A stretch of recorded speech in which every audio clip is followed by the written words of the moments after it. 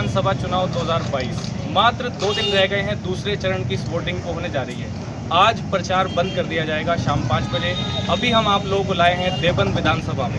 यहाँ हमारे साथ जुड़े हुए हैं ग्राउंड रिपोर्टिंग के लिए कुछ लोग। हम इनसे जानने की कोशिश करेंगे कैसे देखते हैं पूरे यूपी चुनाव को, क्या मुद्दे हैं, क्या राजनीति किस तरह से हो रही है। आपका नाम बताइए।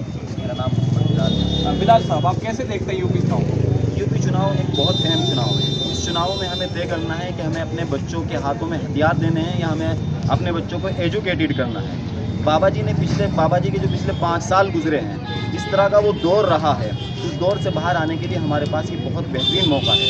जिस तरह से उन्होंने हिंदू मुसलमान की राजनीति की है, नफरत फैलाने की कोशिश की है, उस राजनीति को ख़त्म करने का ये वक्त है। और आपने पिछले चरण में देखा होगा, जो पहला चरण हुआ है जिसमें 58 सीटों पर चुनाव हुआ है, उसमें बाबा जी की गर्मी निकाल दी गई है। बिलाल जी, आपने एक बात कही है कि हमारे लिए फैसला करने की बात होगी कि हम अपने बच्चों को शिक्षा देना चाहते हैं। या तो आप ही ऐसा क्यों देखते हैं कि शिक्षा में क्या प्रॉब्लम आ रही है? क्या पिछली सरकार में शिक्षा नहीं दी गई? पिछली सरकार में आप देख लीजिएगा, सिर्फ और सिर्फ नफरत भरी गई है। 2 मजहबों को आपस में लड़ाने का काम किया है। एक मुख्यमंत्री अगर इस तरह की भाषा का इस्तेमाल करता है, इस तरह की लैंग्वेज इस्तेमाल करते हैं, अगर आप उनके ट्वीट को कंगालते हैं, तो आपको समझ में आता है, आपको अंदाज़ा होगा कि कोई भी मुख्यमंत्री इस तरह की भाषा का इस्तेमाल नहीं कर सकता। वो मुख्यमंत्री का माफिया ज़्यादा लगते हैं। क्योंकि कितने विधायक, कितने मंत्री ऐसे हैं जिन पर केसेस थे जब वो सरकार में आए थे। आज उन सब के केसेस ख़त्म कर दिए गए हैं। अगर उनका कोई भी मंत्री, उनका कोई भी विधायक दंगा करता है, एक विशेष वर्ग के खिलाफ बोलता है, मुसलमानों के खिलाफ जहर उगलता है, मुसलमान माओ बहनों को नफरत भरी नज़रों से देखा जाता है, आए दिन बुल्लियत के जरिए मुसलमानों की बोली लगाई जाती है। आप देख लीजिएगा पिछले 5 साल से राजनीति स्तर कहाँ पहुँच चुका है, किस तरीके से 2 वर्ग को लड़ाने का काम किया गया है। 2017 में अगर बीजेपी आई है तो वो किस बुनियाद पर आई थी? सिर्फ और सिर्फ मुजफ्फरनगर दंगे की बुनियाद पर आई थी। और इस मर्तबा परिवर्तन हो रहा है और ये सरकार बाबा जी घर जाने का काम कर रहे हैं। ये कह रहे हैं कि इस मर्तबा परिवर्तन हो रहा है। पिछली सरकार में शिक्षा नहीं दी गई, ध्रुवीकरण की राजनीति की गई। आप बताइए, नाम क्या है आपका? मेरा नाम मोहम्मद जीशान है। तो आप ये सारे मुद्दों को जीशान जी कैसे देखते हैं? क्या ये बात सही है कि पिछली सरकारों में शिक्षा नहीं दी गई है, ध्रुवीकरण की राजनीति हुई है? ये तो सबको मालूम है, पूरा हिंदुस्तान देख रहा है कि ना तो इधर यूपी के अंदर शिक्षा का कोई हो रहा। अभी जैसे ये चुनाव होने जा रहा है, तो इसमें सबसे अहम मुद्दे आप क्या मानते हैं, क्या होने जा रहे हैं? सबसे अहम मुद्दे हैं महंगाई, बेरोजगारी, ये दूर हो, किसी तरह महंगाई खत्म हो।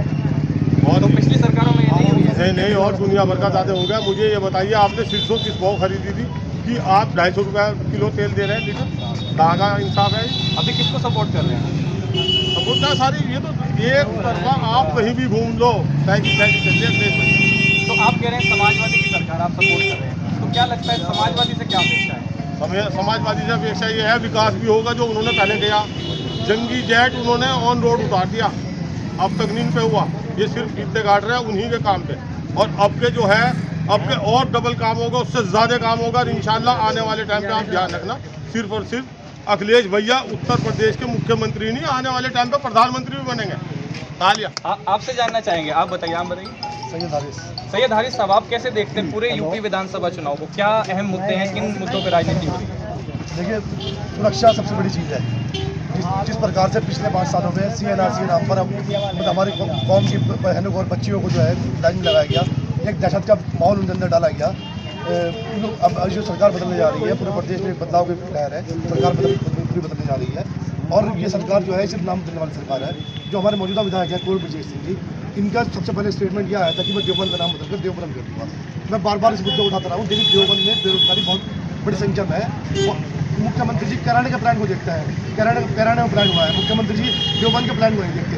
देवबंद में भी बड़ी संख्या में प्लान हुआ है, लेकिन वो बेरोजगारी चलते हुए प्लान हुआ है। बड़ी संख्या में युवा जो है यहाँ का आप कह रहे हैं कि परिवर्तन आ रहा है। मैं देखता हूँ कि आज योगी आदित्यनाथ खुद आए हैं यहाँ से कुछ दूरी पर, तो आप उसको कैसे देखते हैं? क्या असर पड़ेगा? कल जो है मोदी जी भी आए थे।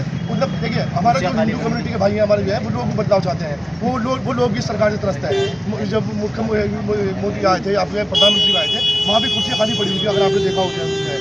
तो जनता समझ चुकी है कि जब बेहगाम नहीं आने वाली है। ये देखिए, मैं आपको कहते हैं कि लाल रंग जो है खतरे का प्रतीक है, लाल रंग खुशहाली का प्रतीक है। ये भगवा जो है इस प्रदेश से खत्म होने वाला है और लाल रंग जो है पूरे प्रदेश में लाल रंग आपको दिखेगा आने वाले चुनाव में। तो ये थे हमारे साथ बहुत सारे लोग जो यूपी चुनाव को लेकर के अपनी समस्याओं को रख रहे थे। उनका कहना ये है कि विकास की राजनीति होगी और इन्हीं मुद्दों के साथ हम आपको दिखा रहे हैं। लगातार बने रहिए मानव आवाज़।